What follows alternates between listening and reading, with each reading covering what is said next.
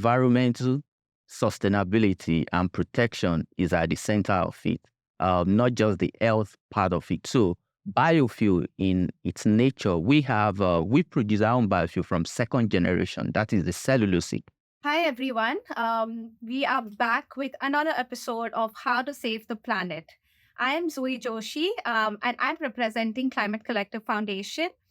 We are a nonprofit based out of India, and we support climate technology startups. We have accelerated about 862 startups, all in climate technology innovation in India, South Asia, Southeast Asia, and Africa. Today, with me, I also have my co-host, Jeffrey. Hello, thank you very much. My name is Jeffrey Beyer. I'm the founder and managing director of Zest Associates. Zest is a sustainability consultancy based right here in the UAE. We do climate policy and strategy, clean tech innovation, and green finance, and actually work with a lot of low carbon innovators from around the world to help them find clients, joint venture partners, and investors here in the Middle East. So it's a pleasure to join you for this podcast today. Yeah, super excited to have you. This podcast is also in partnership with Climate Tribe. Climate Tribe is a social enterprise who drives climate action through dynamic storytelling. Today, we have a very, very interesting guest on the show, Femi Oye from Green Energy Biofuels. Thank you for having me. My name is Femi Oye once again. I represent Green Energy Biofuels. So yeah, I'm a clean tech entrepreneur. I'm also a social investor. So I've done about 12 to 13 years now in the clean cooking space. And I'm excited to be at COP this year as well. So I've been here a couple of times, but then we're enjoying the massive nature of this year's COP28. So I'm excited to connect and of course to also meet with potential investors in the clean cooking space. Super. It is massive, isn't it? Yeah, I've gotten lost a couple of times. Yeah, I'm here. Yeah, it is confusing. So before we get to what are you doing at COP here, please tell us a little bit about your company. Yeah, thank you. At age 9, I lost my grandmother that I grew up with in the village in South West Nigeria. We cook with firewood and charcoal, so we travel miles most of the time to fetch firewood, and I've missed classes, of course, growing up. So the story is typical of millions of African women that have to depend on dirty and dangerous cooking fuel to bring about meal. So growing up, I had to research and find out what actually killed Mama.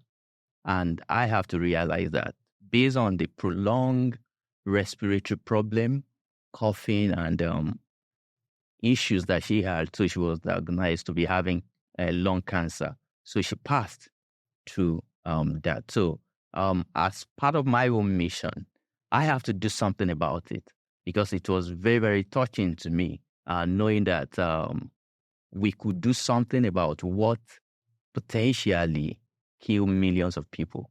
In Africa, women cook to die.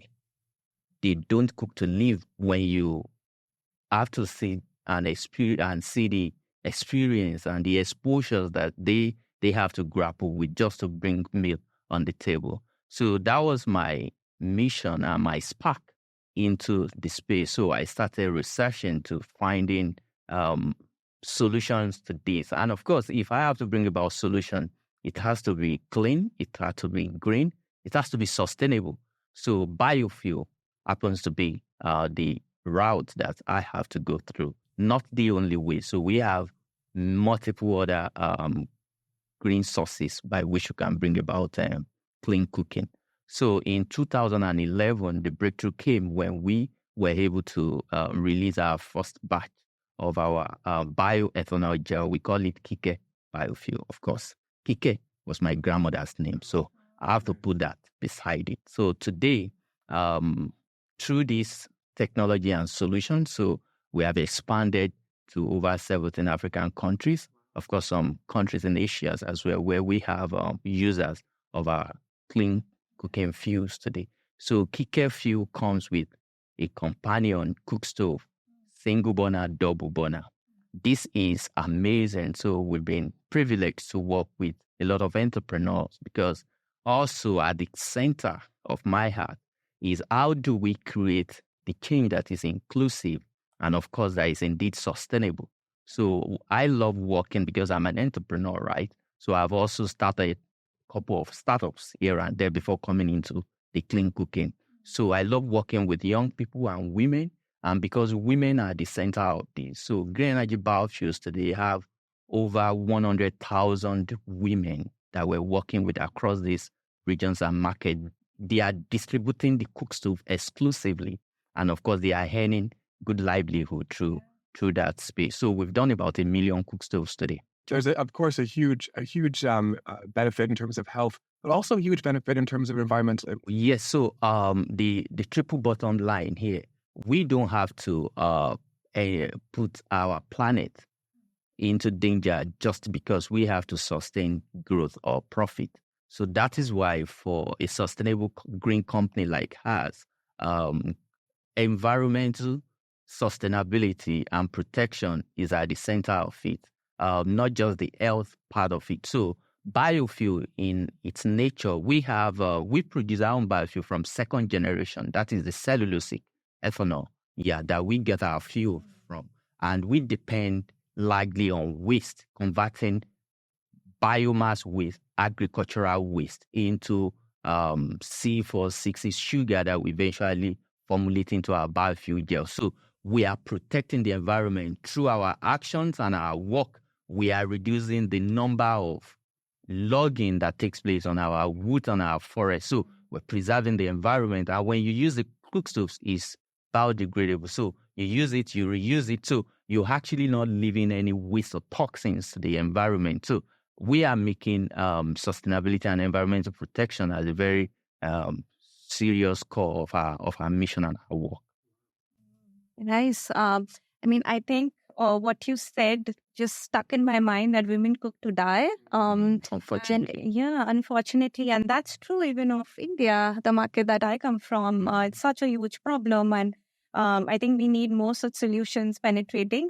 We have a couple of clean cook stove solutions as well, but the more, the better. And as you said, there's so many allied benefits to it. Women empowerment, women livelihoods, youth getting their precious time to go and educate themselves, etc. So really very, very inspirational work. Thank you for that. You work in the biofuel space as well. Yeah, a little bit. Yeah, I've got a small R&D startup based in the UK, but with connections to Indonesia, is looking at actually remediating, so cleaning up contaminated sites contaminated with mercury. You can grow plants in those sites. The plants absorb mercury, and we can process those contaminated plants to remove mercury and use the remaining bio slurry as an input for anaerobic digestion and biogas production. Oh, amazing. Cool. Can you talk a little bit about the finance that you get for your startup? Finance is always at the center of development. Yeah. So as a clean cook stove startup, we've had our own fair share of having to secure the right investment and, of course, to be able to scale our work. So entrepreneurs goes through a lot, and as founders like myself, so developing product and also having to be chasing after VCs and impact investors, attending all the accelerator programs and all that. So it's a whole lot of challenges that we have in there. As a startup, till date, we've been able to secure well over $12 million that we've put into it. So our program is of an advanced stage now. So we are expanding very, very rapidly. Looking at when we started, of course, from personal funds that I have to put together to be able to jumpstart that. And of course, I have to creatively innovate as well at the early stage, because no one knew or really cares about cook stoves. And then that is also why I'm here today at COP, to also help to maybe distort the narratives that have been painted around clean cooking. I see clean cooking side by side as electricity utility scale business. So why do we keep talking about grants and just carbon finance in order to be able to finance this massive $1 billion market industry. So it has all the potential, but because we continue to paint the narratives that, oh, we're helping the poor, both the poor and the rich, we cook. So if we can provide fuels for the rich people, and rich people can, average guys can pay for their energy, we've been able to establish that even the low-income people as well, because it's their dignity, they also care about paying for cleaner fuel that can reduce the amount that they have to spend on taking care of their health, and of course saving for education of their children. So we've been able to mobilize a different kind of finance through venture capital. We've worked with PFAN, private advisory, and we've also attracted investment from the likes of Acumen. We've worked with African development banks and a few other investors out there that have come along this journey to help scale what we do. And of course, for upcoming entrepreneurs in the clean cooking store, it's opening up now. Of course, where you can get the carbon finance, grab it. Yeah, it's good. And let me ask, I mean, you're now at a $12 million business. That's a long way from being an early stage startup. And I think now that the commercial model's proven, I'm sure it's much easier to unlock new access to finance. All right. But let me ask you two things. Are you finding, first of all, the kind of penalty in terms of being based in Africa? Often there's a kind of interest rate penalty for startups in developing and emerging economies. Is that challenging for you? I guess the second thing I want to know is, how did you get that first 10K, the first 50,000? Yeah. So what I did, I raised the first after I started with about $400 of my own fund. I mean, just to be able to perfect the prototyping and bring the first bottle to the market. You could do a prototype with $400. That's amazing. Yeah, that's how important it is. And of course, in Africa, $400 is a lot of money. Of course, compared to what you have in the West. So I'm a social entrepreneur as well, and I understand what is called the social capital that I have. So I've grown a network of about over 100,000 believers and entrepreneurs, because we do trainings and all that. And this community gave us the first $100,000 seed capital. And every fund was raised in Africa. So what I did as a startup, I knew that I needed to build massive refinery. I needed about $3 million at that time to be able to build the refinery. No EPC company would talk to me because we don't have that kind of funding. But we have to go modular. So we have to scale down. As you scale down production, then the cost of capital, the CapEx increases. So the economics wouldn't work at all. So we have to stay at the little level at that point in time. So we reached out to our customers and we showed them the prototype. This is the product that we want to bring to the market. We did the demonstration and they loved it. So through that model, we requested for commitment that if you want to be our distributors, because we've supported them for the past 3-4 years on solar business and all that, they're making little income from the community and the activities that we've created. So they decided to jump in. So from customers, so they became distributors, being partners. So they provided the first funding that we needed. So as they paid, within about 2 months, we're able to do enough production for the inventory that they paid for. So as they take those inventory, they sell the cook stoves to customers. They also do education. They support the community, and they came back with the same money, and it's been rotating. And of course, we've been able to work with Mentor Capital. Mentor Capital was the first seed, as it were, capital that we raised outside this model that I've explained. So we got $10,000 then in 2012, I guess, in Washington, D.C. So we're part of an accelerator program, and we came first. So we won that prize. And after that, UNDP as well, partner with a local bank in Nigeria. Of course, we also participated in that. We got $30,000 from that program. And of course, Zaid, future awarded also in from a few years. So we're also able to close some funding through those rounds. So you have a history with the UAE. Oh, absolutely, yes. Tell us about that. How did that come about?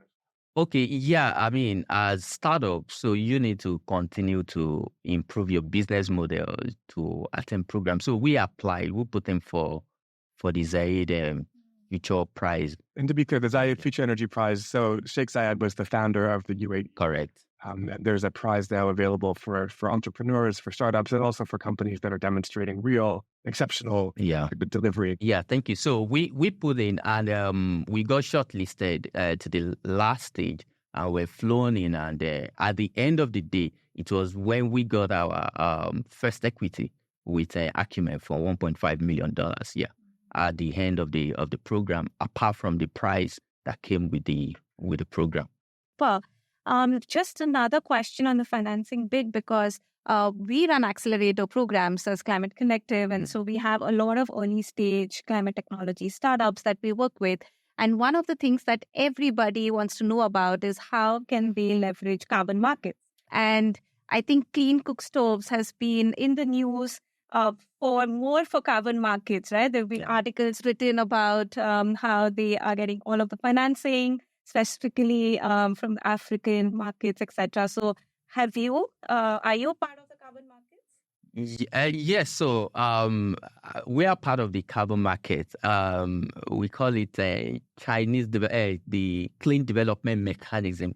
So permit me, I have to call it Chinese Development Mechanism because China has been able to leverage the carbon market for many years to be able to advance and of course lower the cost of bringing new technology to the market. So I'm a very strong advocate to startups and for businesses, clean businesses approaching and attracting carbon finance. But unfortunately, it's not been very fair to the emerging market because most of the commitment that we've had over the years have never been met. And of course, the more new commitments are made just based on wealth, but we've not seen the action. We're not seeing developing and communities writing out these checks. So we have the voluntary market. I think the voluntary market is what the Article 6 favor a lot from the Glasgow to what we have in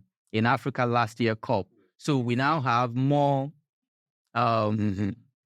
inclusiveness as to flexibility as to how the carbon market could pay better to start up. It's been extremely difficult because we have to pay a lot of funds to be able to develop projects. So for a startup that is still grappling with raising the first $50,000, so how do you raise the $200,000 for a consultant to come and help develop the carbon program for your cook stove? So it's a bit difficult. So, but we have different windows today. And I also want to challenge companies and industries to make more fulfillment towards the commitment that they've already promised. And through the issues that we're going to be having, through the offset that is coming from different projects. So more companies, not just government, not just going through the CDM route now, through the voluntary market. I think startup will be able to attract more finance.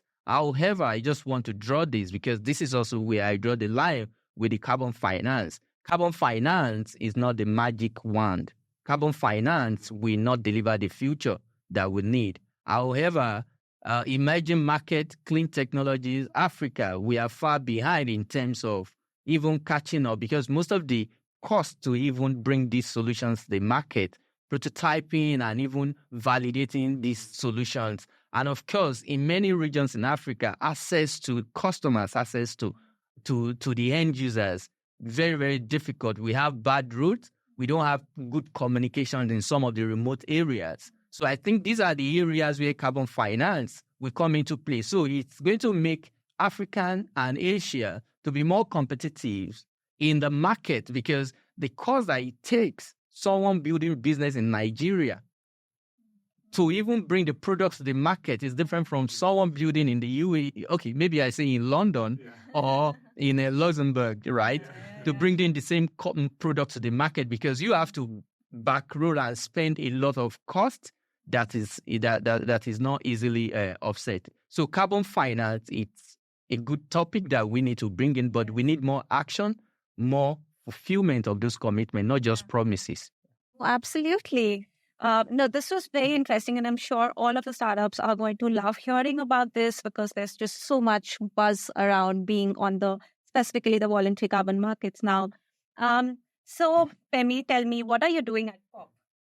Yeah, I'm in COP for just about a few days because COP has this power of aggregation. So this is the confluence of those VCs, those investors, those companies that you've been writing mails to trying to chase around. So you can just look up the list and see, hey, this guy is speaking here.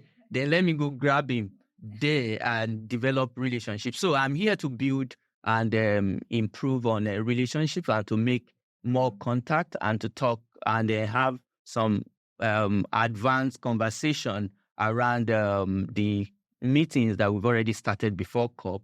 So we are also signing two partnership here. So we've been able to also sign about 3 other countries that we are expanding to in Asia. We did 2 yesterday signing. These are new growth opportunity for our company. So I'm here to meet with these partners and of course to finalize the discussions that we've been having, and of course still talking to new investors as in. So we are raising $25 million now to bring about a new expansion plan for our production. You're right. There's nothing like meeting somebody face to face. I know COP is great for that. I'm absolutely delighted to have met you face to face here at COP as well. So thank you very much for coming on. Thank you for having me. I enjoyed this. Thank you so much.